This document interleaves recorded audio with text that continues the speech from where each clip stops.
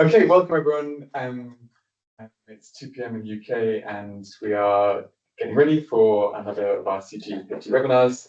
Welcome to you from wherever you've come, and it's a real pleasure to welcoming Minahil Asim to our department today. She's next to me in person here, and she will be talking for half an hour about this research access to post-secondary education. Feel free to post questions in the chat as we go, and I'll invite you to come forward at the end and we can have a conversation. As always, our CG webinars will post these slides and our recording of this tomorrow, so you can come back to it. Looking very much forward to this conversation. It's really important piece of research that's sort of in process, I think it's fair to say. Thinking about what we can learn from systematically looking at literature. So with no further ado, I know you have two co-authors as well, Minahil, but you can introduce them as well. I'm going to hand over to you. Great. Thank you, David. Thank you for having me here. This is my first time in Oxford. It's been quite nice.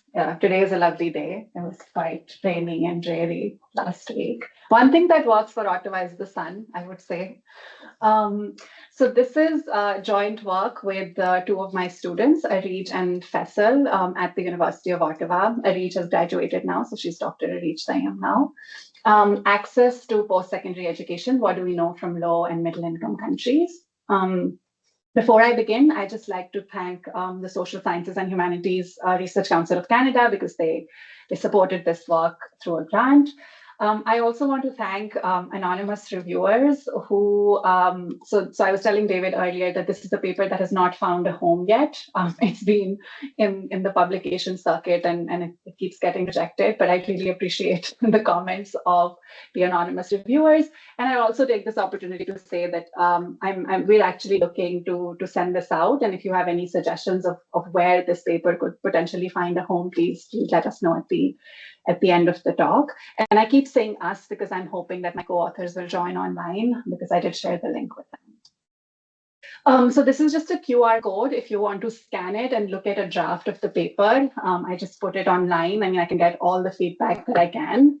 I'll just wait 30 seconds if you want to do it. If you're online, it's just in Google Drive. I'm trying swanky ways to make presentations more accessible. But this is, it's just a PDF version of the draft. Great. So this is what how the talk is going to be. I'm going to talk about the motivation behind the paper, a little bit about the context. I'll explain the conceptual framework for the paper, the methodology, the findings, and then leave time for discussion.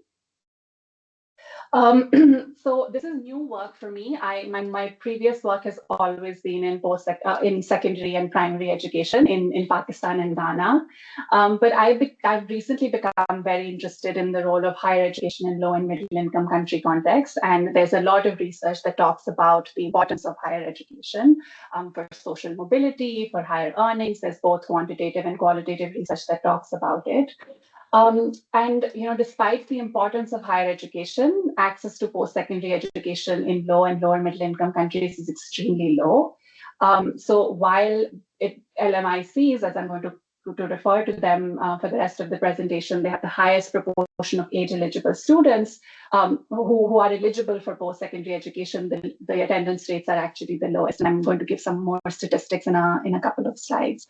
And the reason, and there are several reasons for that, but it is primarily because the focus has been on achieving universal primary and secondary education through the Millennium Development Goals or the Sustainable Development Goals agenda.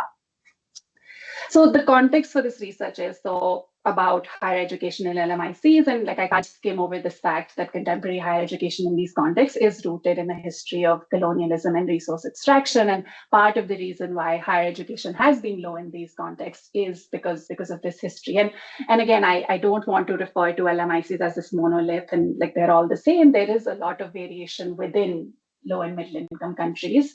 And I just list down two sources of these differences here. So for example, there are differences in public expenditure, and then there are differences in actual attendance rates. So for example, Uganda, which is a low income country, it spends about 1.5% of its GDP on post-secondary education compared to Ghana, which is lower middle, and transitioning to a middle-income country status is 3.9%. And tertiary attendance rates, they are 10% in lower middle-income countries compared to 51% in high-income countries. I don't have that number on the slide. And just 1% of age-eligible people in low-income countries actually go to a four-year university. So that's the context, like why are these attendance rates so low? So given these statistics and this background, we became interested in these four overarching questions. One, what do we know about the state of research evidence on post-secondary access in LMICs? This is primarily in the English language, because that's the language that me and my co-authors work in, even though Ottawa is a bilingual institute and I do know French. What does the research say about factors that enable or constrain transition to post-secondary access in these contexts? And then the third guiding question is, how effective are programs and policies that have successfully helped students to transition to post-secondary access in these contexts? And then finally, what can future research look like in this space, given that there is so little, we know so little already? So there's been a lot of back and forth about what the framing should this paper be. And broadly, I frame it using perspectives in human development, sociology, and economics. So the Bronfenbrenner's human ecology model, it basically talks about how the individual develops in relation to their surroundings. It has been used in the studies of higher education, primarily in human development, but also in education in low and middle income country context. It basically talks about and then concentric circles of how the individual operates relative to the context. The context can be the microsystem, which is their immediate surroundings, or it can be the macro system, which is more their the policy space within which the individual operates. The second conceptual framework that I found useful to study this is Parna's model of college choice. It kind of builds on the Bronfenbrenner's model in that it also incorporates power structures and how they interplay with individual choices. So how, again, this is primarily research has been done in the context of the United States. So power as it relates to race, as it relates to class, as it relates to gender, and how those interplay with students' individual choices.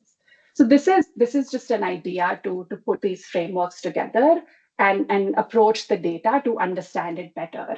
And the data is literature that exists. So these are concentric circles like in Bronfenbrenner's model, and then kind of use Parna's four categories to describe access to higher education in low and middle income country context. So I start with individual demographic characteristics, so how gender, race, class could play out in terms of how students can access college. In Parna's model, school and community context is a framing, but we also include the home as part of the school and community context, because as I will describe later, the home is not really separate from the school and community context in many of these places in many of the studies that we look at. There's a lot of work on informal networks that form through the community, through the home, that enable students to access higher education.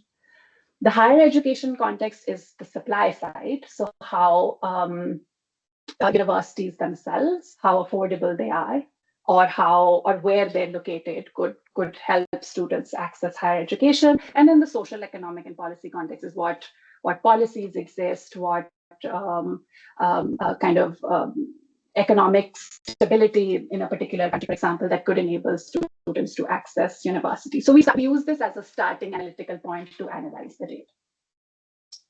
The methodology, it's a systematic review. So, the standard process of doing a systematic review, you search the article, there's an inclusion criteria, you screen the articles, you extract the data from the articles.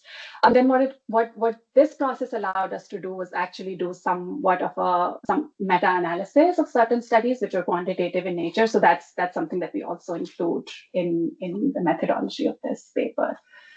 This is a standard Prisma diagram. I think it's visible, but it's basically identifies the database that we use. So ERIC, Scopus, EconLit, PISA Index, and Web of Science to do the search. The screening that yielded about 3,500 articles. We excluded the duplicates. There was a screening process, a screening criteria that was followed to establish, we established inter-rater reliability by picking up 10% of the articles and making sure that we all aligned on the criteria and everybody was looking at the same things. Eligibility, then we established eligibility by reviewing the title and the abstract, and eventually we ended up with 70 articles, and out of those 70 we excluded 16 because they just were not the right context. They were book chapters and we only wanted to look at academic articles, and eventually we ended up with 54 articles. I want to emphasize that these 54 articles, they met a rigorous quality appraisal criteria. Like, we didn't want to include every study, and David and I were earlier talking about the perils or the opportunities that brings. I think reviewers are unhappy either way, but 54 articles are what we ended up analyzing for the study. So now on to the findings. I'll talk about the findings in three categories. So first, descriptive findings, then thematic, and then aggregate, something that we were able to do because of what we found. And I want to emphasize that the conceptual framework that we start with was just a starting point. We ended up making changes, looking at themes as they emerged, and the aggregation bit is actually something that the data gave us. It was not the thing that we started. It was not a question that we were necessarily interested in.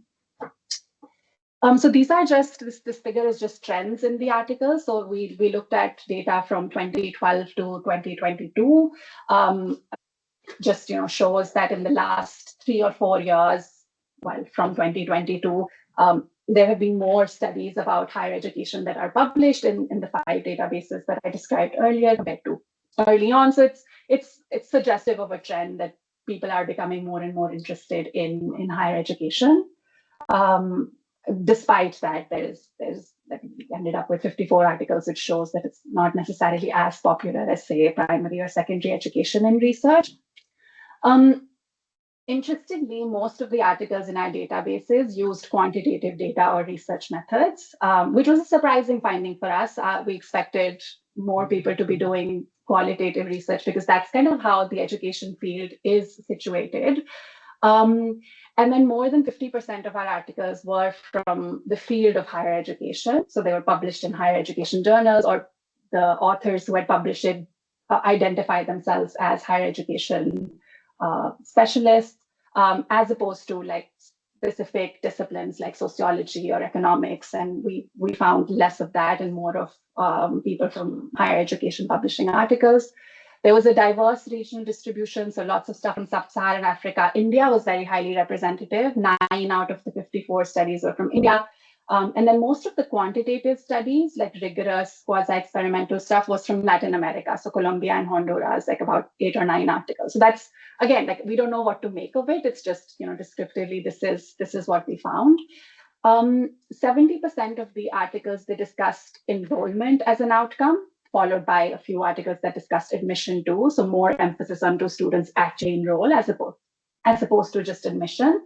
And then 40% of the articles, which is almost 20 of the articles, they discussed a particular policy or a particular intervention that a specific country had done to improve higher education within their context. The second part of the analysis was thematic. So again, think about the concentric circles that I showed you and these 4 categories. And we tried to look at, not bound the data by these categories, but just try to descriptively talk about what these 54 articles said about each of these 4 categories. Some of these findings are surprising, and some of these were things that we expected. So for example, gender stood out as one of the main themes that emerged from this research. Some of the research just discussed the fact that trends in enrollment and emphasized that there was much lower female enrollment in post-secondary education compared to male enrollment in context. Some articles discussed the reasons for that, and the reasons were how gender interacted with class and other demographic characteristics as reasons for why there was low female enrollment in these contexts. And then there were papers that talked about affirmative action policies, for example, in Ethiopia, in India, that were targeted at improving female enrollment in colleges, in four-year universities. So that's broadly what we found about gender in under this category. Access to material resources, also a big theme across the articles. And this played out in two ways. So one, the articles discussed how if students came from a low socioeconomic background, or even using low parental education as a proxy for lower socioeconomic background, they ended up going to schools that were low resourced and then ended up not going to higher educational institutions. The other thing was that in the ways in which access to material resources played out was that there were university itself was not affordable for the people who came from low socioeconomic backgrounds. So even if it was a public university, there were barriers to entry. They just couldn't access it because they either lived in a neighborhood or a part of town or a rural area, which was just not where the university was just not accessible. The third thing that was more of an emerging category and not necessarily part of our framework was this idea of caste and how caste-based inequalities lead to lower enrollment in post-secondary education. And part of that reason could be that, like I said, 9 out of the studies that I presented were from India, and that was a big part of the discussion in those contexts. And then religion and also place of residence, the way that I described, also were pointed out as categories that predict transition to a post-secondary institution. The second category, homeschool and community context, also played out in interesting ways. Higher parental education predicted enrollment in post-secondary institutions. The other two things I found interesting because they diverged from some of the literature that exists in North America around post-secondary access. So there were studies that talked about how having adults at home and their attention and support influenced students' trajectories into post-secondary educations. And also, like there in North America, there's a lot of literature around access to information and knowing about how you're able to access college. And those are structured ways, like either you get that information through school or you get that information through tutoring or like the university itself. But there were at least 4 or 5 studies in our sample where we found that people were getting this information in low-income countries through informal networks, through like either a role model in school or in the community, somebody in a village who went to college and then transferred that knowledge to people there. So that was really interesting to see how it played out in this particular context. And then there were surveys in different contexts around parental aspirations for their children, and there were direct correlations between if parents had high aspirations from their kids ended up going to higher education institutions. But like I said, all the research that I'm describing here was primarily correlational or distributed survey work and supplemented by some qualitative inquiry. These are not quasi-experimental causal linkages that were established as part of the research that I reviewed. The third thematic analysis was about, the third category was the higher education context itself. So like I said, the supply side of things. So again, affordability, whether it's tuition, whether it's actually staying on campus or other kinds of resources or hidden costs that come with going to actual universities, and where the university was actually located were predictors of whether or not students were able to transition to 4-year universities. And the second theme that emerged within this category was the institutional characteristics of universities themselves. So there were 2 interesting studies. One was from Tanzania and one was from eventually it will, but it's slipped out of my head. But they were about, if universities offered classes in the afternoon or classes in the evening or had flexible schedules, that attracted a lot more students to apply to them and enroll in them. But again, like very context specific, I wouldn't generalize it across the studies, but even characteristics of universities play an important role in whether students are able to transition to four-year universities. Finally, the social, economic, and policy context, which, according to Bronfenbrenner, would be the macro system. Many studies, I would say about 7 or 8, only spoke about higher education. Now, this is an important point, and I'd like to emphasize it because, like here, I've started with this claim that there is very little research or attention paid to a higher education in low-income country context. But simultaneously, I want to emphasize that it is being massified. It is being expanded across low and middle-income country context, just not as much in the public sector. There's a lot of expansion of private higher education institutions that is happening, and that's something like a priori I had not thought of. So this is a theme that emerged, that there is lots of institutions that have popped up in low-income countries that are trying to meet the demand and fill the gaps that public sector institutions have not been able to do. And then finally, there were, as I described earlier, papers that spoke about financial incentives that students have and how they are eventually the most important things that matter for students to be able to go to university. So for example, there are studies that look at cash transfer programs, and in childhood that homes were given or households were given those cash incentives, and eventually you follow those students through the course of their trajectory, and you find that they actually end up going to four-year universities based on that financial incentive. Similarly, merit-based scholarships, grants, all of these things that were rigorously evaluated showed positive effects of higher education enrollment. And equity-based initiatives that I also described in the first category, there were affirmative action policies for certain castes in India, for example, or in other parts of the world that led to higher enrollment in post-secondary education systems, and like lots of focus on gender and improving the enrollment of girls, especially in STEM education in low-income countries. So broadly, this is the second part of the analysis, the thematic analysis. And the third thing, the aggregate analysis that I said, which is, I don't want to claim it as a meta-analysis because somebody who does meta-analysis will obviously not appreciate that, but it's a way to aggregate the effects of certain interventions. So here I'm going to quickly describe what we try to do.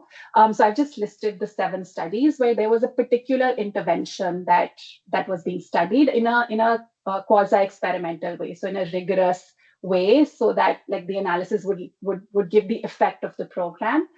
So the way we aggregate the effects is that we use these 7 studies, and I think there are 9 interventions in these 7 studies, and try to look at what the effects of each of these interventions were on the probability or likelihood of enrollment, and then try to see what the range of this effect is. So in this, oh gosh, this is not great. But what this is showing is it's basically plotting the average effect of different things that each of these studies looked at. And I think the thing to note is that there's this sharp black line that you can see, and all of the effects are on the right of it, which shows that there's a positive and significant effect of each of these interventions, whether it's a cash transfer intervention, a savings intervention, an intervention specifically to improve enrollment, or an intervention that gave merit-based scholarships. So a lot of these studies showed positive, significant effects on higher education enrollment. And what this kind of a meta-analysis, and I'm going to quickly describe it in the next slide. So here, the aggregation that we do is that we try to pool these effects and try to see if we can club the interventions that were similar. So cash transfer interventions, for example, if they're all similar, that's in column 4, we would still see the overall effect of 0.01 percentage points, which means that they are more likely to work in improving enrollment for students. So again, this is just a way to say that the 7 or 8 studies that we found, they all more or less found positive effects. And if we were to pool them together, we would have an overall average positive effect of enrollment as well. And that has implications for policy, which I'll get to in this last discussion slide of my presentation. So if you remember, we started off with a 4 concentric circle based conceptual framework. And the thing that stood out is that it more or less the framework works in understanding the literature, except that the school and community context in the home are kind of tied together. So there is both structured support and these informal networks. The second thing that stood out for us, which I repeated as I was describing the thematic analysis, that affordability is a cross-cutting theme. Like where you come from, your individual characteristic, or the affordability of the higher education institution itself, those things matter across these concentric circles. And then finally, the thing about the aggregation of these effects, these are individual country studies. So none of the one of the studies, there was only one out of these 54 studies that actually compared different country contexts with each other. The rest of them were all studies of specific context, specific interventions within specific country context. So I do think that there is, I'm not sure, I don't know if our framework was limited in kind of looking at, or in framework was limited in that we were not able to kind of get studies that could have been comparative. I don't know, that is a question I can't answer, but I do think that there's a lot of potential in future to do research that allows us to compare different country contexts and whether a framework like this would hold comparatively. So here's something that, based on what we studied, we kind of propose as a way to start studying this area more closely. So it kind of builds on the same framework we started with, except that it just defines it more broadly based on the studies that we found.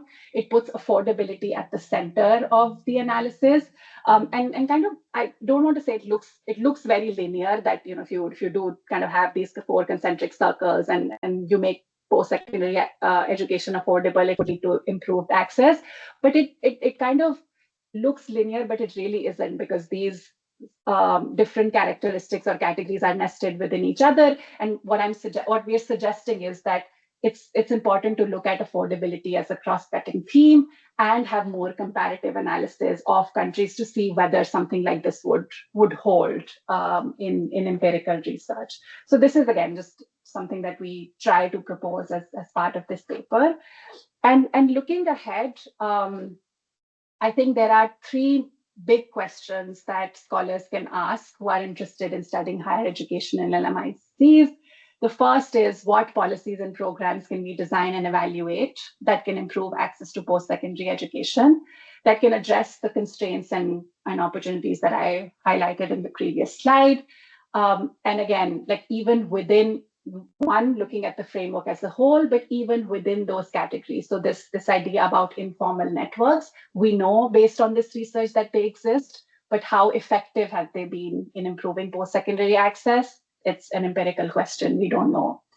The second is, how effective are these categories as points of comparison that can explain differences in post-secondary access within and between different LMIC contexts? This is kind of the spiel that I started with. I don't want to say that this one big monolith and what happens in one country is happening in another country, but can we use these categories as points of comparison between countries? That's also an empirical question. And the third one is more of a question in response to reviewers, but like really, what could we have missed as a starting point, and then the generalizability of this research. I mean, we don't claim that this applies to the universe of research on higher education in LMICs, but is it like, are there things that we should be looking at that we have completely missed that would improve either the conceptual framework or the analysis for this particular paper?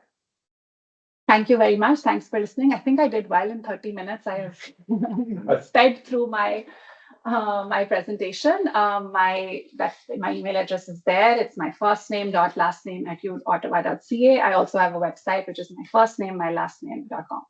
Great, thank you very much. And I think you deserve a round of applause. I think you're the first presenter of a CG webinar that was coming in 28 minutes. So that really is very good. That's exactly what we want, because that gives us lots more time to talk and things. So we have people in the room and obviously lots of people online.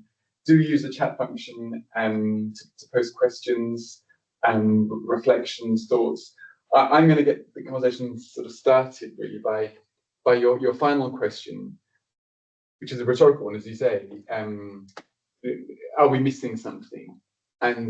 And also, I guess my later question is, what's your hunch as to why there isn't this research? Assuming you haven't missed this massive database of comparative research that's high quality.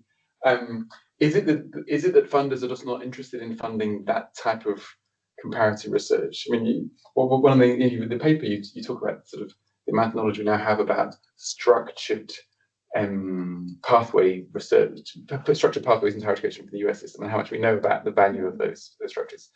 But would it be fair to say that funders are just are too focused on their particular country context or policy context to really want to fund rich, strong comparative research? What's your thoughts on that? Yeah, that's a really good question. As you were asking me this question, I was thinking about comparative research in secondary and primary education that exists and how useful it has been. So I guess I think you're right. I think it is that because funding has primarily focused on primary and secondary research in these contexts, and a lot of education is financed by donor money in I can talk about Pakistan and Ghana. So I do think that because there is less money for this kind of research, there hasn't been much interest in academics to pursue it. Right. Yeah. Professor, you were quick with your hand. Your hand is up, so please do unmute yourself and ask your question.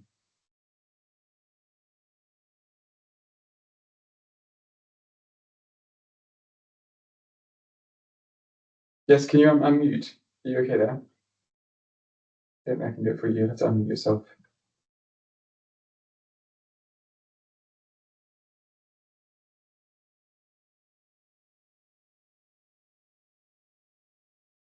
So if you top right hand corner, if you click on the mic button, it should allow you to ask your question. If not, you can always post it in the chat.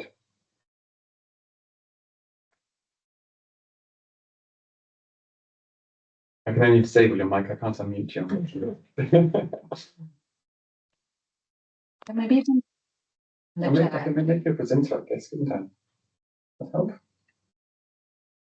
No, you're still muted. You might want to post the question in the chat if you can't find the unmute. Okay, in which case, let's hang on there. And anyway, anyone else like to have a question? Lisa in the room, please. Thank you for a very interesting presentation. I noticed that the title of your talk is post-secondary education, but you talked about universities. Yeah. Is that an issue? I mean, to what extent in the countries that you examined do they have post-secondary institutions that are not universities? And would it perhaps be more specific if you just sort of said, here's my focus, it is on universities? And what's your thought? Do you think if you look more broadly, it would tell a different picture? Mm-hmm. Yeah, that's a great question. So you're right. So I'm going to give you an example of the Pakistani context because I just started work with a post-secondary institution there. So in Pakistan, you do primary education, then secondary till grade 10, then it's a 2-year college, and then it's a 4-year university. And the 2-year college would also fall under a post-secondary education background. And that's something that we don't look at in this research. We only focus on 4-year universities, so whether public or private. So you're absolutely right. There are people the research would look very different if we had focused on 2-year colleges, 2-year vocational colleges, not necessarily 4-year formal universities. The reason for choosing 4-year universities was more selfish in that it's easier to manage. It's probably, we would have ended up with a lot more research to review, and we wanted to contain how much we could do. But I think the interest more is in a lot of the research that talks about labor market outcomes or social mobility looks at the influence of these 4-year universities in North America and even in other contexts. So we wanted to really study if that's the aim, if we want to understand how people's lives or well-being changes because of post-secondary education, we focused on 4-year universities. By 4 years, you mean full degree, because in many of the British colonial sort of history, it'd be 3 years. Yes. Yes and no. Yes, I think that's so. When I say 4, I actually mean 4 or 3. It's but it's like I'm using the North American lens and just calling it 4 years. But yeah, that's right. Okay, yes. So who was first? Gavin, and then Daniel. I would have. Doesn't the World Bank have anything to say on all of this? Point 1, point 2. Until around 2000, the big promise was open universities, and Canada itself hosts the Commonwealth of Learning in Vancouver. And if you were going to do case studies, you would have looked at Indira Gandhi University, and this was going to be the saviour of no mention of open universities. So I'll answer the World Bank question first. There's this report, World Bank report from 2004 that talks about changing the education landscape, and that has shaped a lot of the thinking of education in post-colonial states, like in terms of accountability and who's in charge of what kind of education, like who manages public sector primary education versus who does higher education. And that report only focuses on primary and secondary because the bank, like other USAID, FCDO, which was UK at the time, has focused on meeting the Millennium Development Goal and then the Sustainable Development Goal. So it almost feels like they just missed it in terms of their programming, in terms of because also you need enough students to graduate secondary school to be able to go to college. And I think in 2004, because the numbers in terms of graduating from school or high school were so low that I think that kind of became the focus. What would the World Bank think now? It's a good question. I guess I should have them invite me and present this to the World Bank office. Well, of course, many of those students will be studying in first world countries. Yeah, probably right. Yeah. I mean, we spoke about this earlier that I feel like I'm the beneficiary of a lot of these programs that the bank did in Pakistan. Open universities. I don't think I have an answer for that. I don't think in the articles that we read anything like this came up, but I wonder if it's just a function of what we searched. Like open university was not part of the screening criteria or the search criteria for our research, so we probably just missed it. But that's a really good point. I have it noted down and definitely go back and check. Thank you. I'm just wondering whether the open university in the UK context or sense would be an equivalent of flexible university system where they have classes in different times, weekends. Would it be something similar? For example, in Ghana, they have weekend classes for people to do undergraduate degrees, mostly for people who, coming back to the question of, is it just the 4 years or university terminology? For people who did diploma courses to then be able to pursue whilst they are teaching, they can do their weekend and also achieve a degree. So I think that something like that will be important, and especially in relation to talking about poverty or socioeconomic and place of residence. So in Ghana, we have until 2 years or a year ago, where we converted our diploma post-secondary educations to university, for example, nursing and teaching. Now, most people who did go to nursing training colleges were people from low socioeconomic background. Who went to teacher training colleges were people from low socioeconomic background. Also because of employment safety, because government absorbed them, right? So I think we need to think about that also in this sense. And I also saw you use tertiary. So, in your slide, and I thought, oh, it included that, because in Ghana, when we say tertiary, it includes post-secondary, but a diploma or certificate and all of that. And with your framework that you have come up, I'm just thinking about it, that if you were a Minister of Education and someone brings this to you, how would we adopt this in a policy sense, especially looking at the individual level analysis and the community? How will it look like in a policy framing? Okay.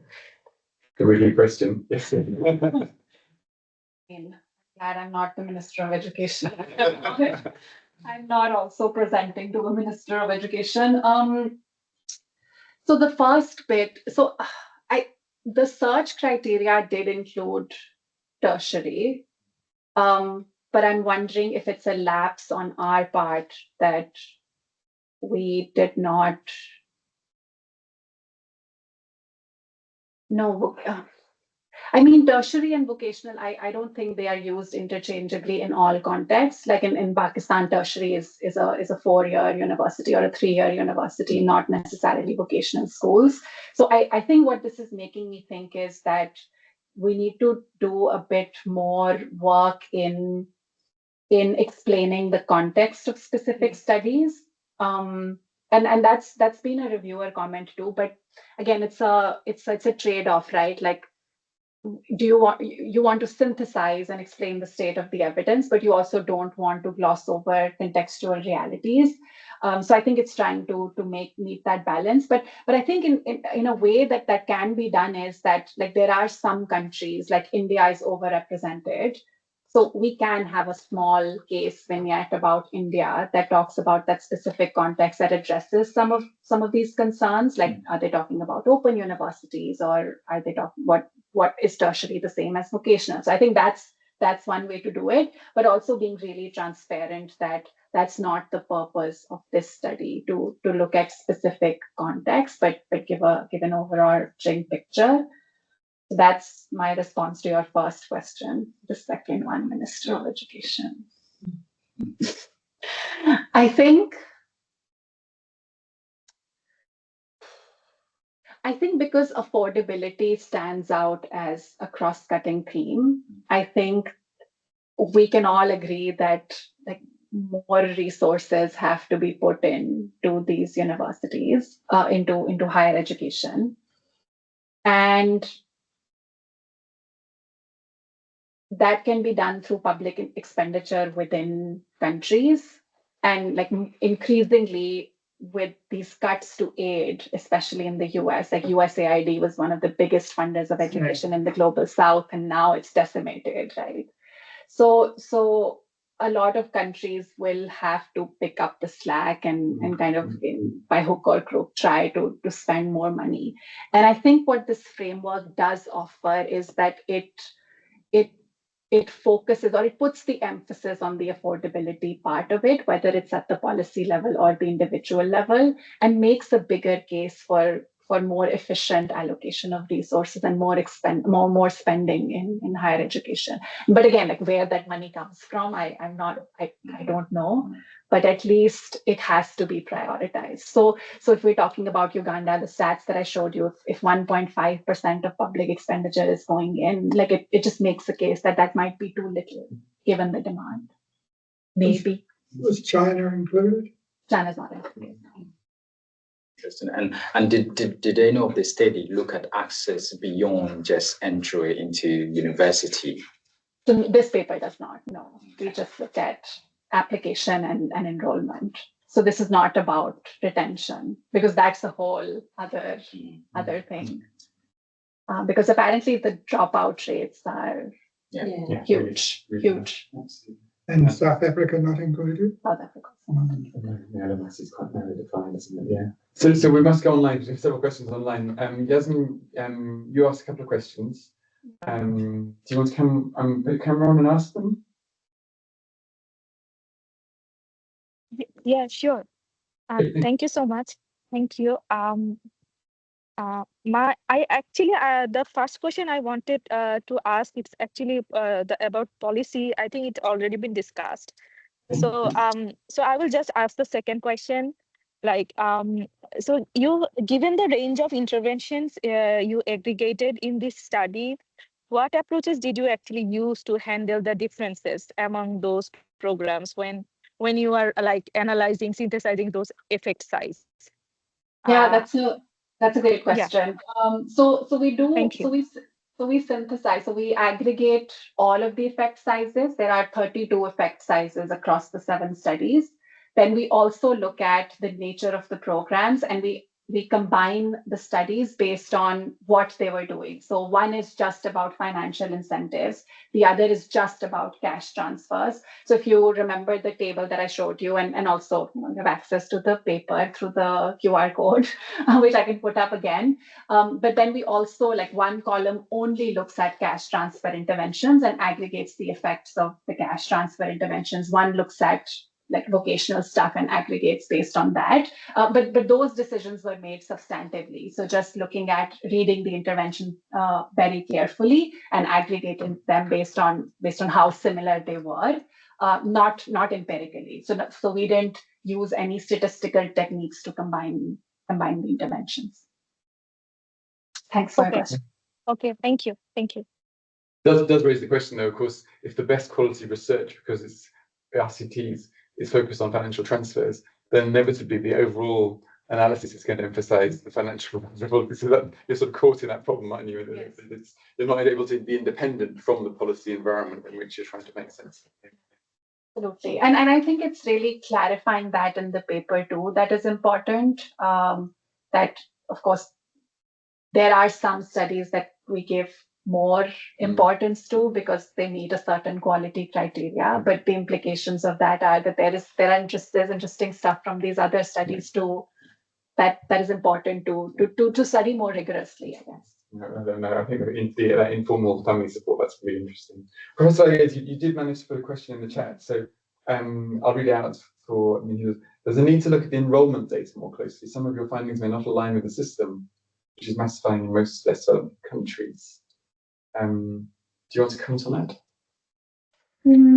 So I think that might be right in the sense that we're not doing primary research as part of this paper. I think if you look at household survey data or even enrollment data from different countries, and you're right. I think we would find that there's massification. More and more people are going to universities, and the enrollment data probably will show that.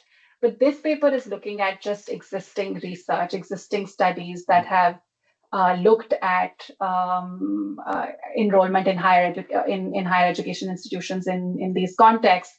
And I think based on these studies is what we've extrapolated as the studies just being very little and attendance rates and enrollment numbers being very low in the studies that we review between 2012 and 2022. I guess more recent data, you're probably right. It's probably higher. Great, thank you. Kaya, you had your hand up for a while. Sorry about that. Kaya Kamago, can you come in? Hello, are you guys listening? Welcome. Yes, we can hear you. Thank you very much. I would like to thank you for this excellent presentation. It was really amazing to see how in most countries, I'm speaking from Brazil, so how maybe similar we are to the other countries. And my question is, from all your readings and experience, what are the actions that the management of universities could implement to make access easier? From what I've understood, I did not read your paper still, Your study focuses more on public policy, environmental factors, and social context. But I couldn't just go on without asking the question if you did find any data on what are the best practices offered by universities to ease in this transition, perhaps from secondary to tertiary education. Yeah, that's a really good question. So there were studies in our database that talk about the supply side. So what can, like, from the university's perspective, but again, in that too, our focus was more on how affordable the institution was. So I guess my recommendation to the university administration would be to make university free, but that's more my values than a policy recommendation. And again, like, the other thing that I was talking about was that, flexibility of timings, making university available after hours, on the weekends. Like, there were one or two studies that emphasized the importance of things like that. So from a university administration perspective, like, that could be another way of attracting more students. And then I think the other thing, that there were some papers, again, not very high quality in a conventional sense, that spoke about what students value in a university environment. And, again, like, these are perception-based surveys. So students said that they would appreciate if, like, the professors or scholars were well known, if they gave them attention, if there was time. But those are the things that Daniel was talking about earlier. Like, those are, like, more retention-based things, not necessarily to attract students to the university, but more to keep them in. But I think there's a lot that the administration can do on that front, as opposed to attracting more students to apply and enroll. Yeah, I don't know if that answered your question, maybe a little bit. It kind of answers the question because, as an university administrator myself and a scholar, we are constantly seeking ways to bring more people in. I work at a private institution, a private non-profit institution. Here in Brazil, we have public institutions which are free, but the other offers tend to be paid. We work with flexible fee and tuition setting. But we are having a tough time convincing people, convincing students that they should pursue tertiary education. We have tried to be more vocationally oriented, so working directly with market and with companies and so on. But still, we have been having mixed results. So, but thank you nevertheless. I think the challenge is up to us as well, and not only to public policy. Yeah, thank you. Yeah, that's really interesting. Thank you, Karen. I think it's also just a general comment about how do you say that, degree inflation. Like, there's also how much value do people see in a university degree. Like, even if you have a master's degree, the job market is not necessarily very great for you. People have, like, I see a lot of students entering the PhD program because there are no jobs, so they just want to study more, and then they inflate the market. So it's like, I don't think you can separate the public policy bit from the university administrator bit. I think it's all very intertwined. Thanks. Great. And then your very questions and comments highlight the value of the comparative conversation, don't they? Needed to happen across contexts. Lee, you had a comment about international financial aid. Do you want to ask that? Hi, sure. Hi, Manahal. I just while I was listening to your talk, and apologies, I should say I missed the first couple of minutes, so I'm not sure if you kind of set this out in the very beginning, in terms of, like, the methodological scope. But when I was looking at your conceptual framework and thinking about these layers, which is really neat, I was also reflecting on maybe some of the geopolitical levels, and I know maybe some of that might not be reflected in the years that you were working with, but given how much higher education and geopolitical events have especially taken place in the last couple of years, but thinking about, like, international funding, ODA aid, to LMICs and where this would factor into, maybe, it might be in your social, economic, and policy sphere. Maybe it's like even something further out, like the geopolitical level.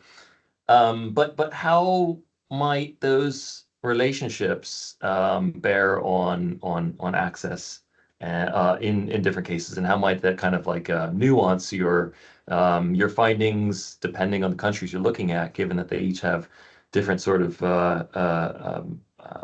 clientelistic relationships with donor countries, and each of those donors has different sort of modalities for how they support higher education. We know that many of the donors give priority to bringing the students to their own country, so international scholarships, but not all of them. And some of them do lavish money on surplus in-country scholarships as well, and other forms of support. So I was just curious, like, how that might feature in.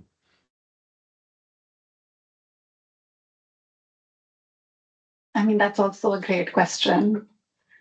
So I mean, I think I agree with everything that you've said about this clientelistic relationship, and I'm also thinking about the internationalization of higher education and how students from the global south are moving to like satellite campuses that are more accessible to them, like in the Middle East and in Asia, and growing, and a lot of that is being done through private donors and like funding that's coming through endowments and stuff. So I mean, I think that's another paper. Sorry. It's given me like my mind that has all these ideas in which the conversation can be framed, and I think it's one of the reasons why I feel that this paper is also finding it a bit hard to find a home is that the context, like you said, has shifted so dramatically in the last 2 to 3 years that like the research, it's useful, but the way in which it is framed and the consequences of these funding cuts are so stark and grave that it's hard to pitch it to make it more current and urgent and relevant. So I mean, I take your points. And paper, maybe it's the maybe same a follow-up. paper. I guess my question was, if I could just refine it, it was sort of like when you were reading within the 70 some papers that you included about specific interventions, cash transfers and the like, was there any kind of linking that to international support? And yeah. So not in the current version of the paper, but I think in the discussion we do talk about how like these cash transfer programs are funded by the World Bank. It was also a project that was and I think one of the reasons that reviewers kept asking us how would you talk about Latin America as the focus, like this, it's such a specific context, and one of the reasons for that is because cash transfers there were successful, and then not just the World Bank, but also the Interdevelopment Bank, like all of these donor agencies, these came in. But I think to your point, the paper currently does not talk about the aid aspect of these programs. So I think it's an important one to address, because it is one way that it has shaped higher education access in these particular contexts. So yeah, you're right. The paper currently does not do that, but definitely, like, thank you. Thinking of ways to put that in. Great, thank you. We're all collectively trying to help you with this, Yes, but you. it feels I mean, really, important. And it does show that even a paper like this, which is so much to offer, can run up against the sort of particular logics of journal review cultures and very narrow gatekeeping processes. So we really hope this comes out and you're able to sort of get it through, because it's really important. And I think what you've highlighted affordability, which is what you'd expect, but I think you've also had a lot more than that. I think you'd really welcome any further comments on the paper, wouldn't you? Probably. So the paper link is obviously in the PowerPoints we'll put up. So if you have more thoughts, please do add those. I probably should wrap up if that's okay, because we're coming to the end of the hour. Thank you all for coming and thank you for your great comments. And we will be back here next week, as always, at 2 o'clock on a Tuesday UK time. And next week we're returning to the US again, because of course what's happening there is absolutely worthy of further reflection and comment. So we welcome E. Darian Smith talking about US higher education and the Trump administration. So thank you all, and well done again. Thank you.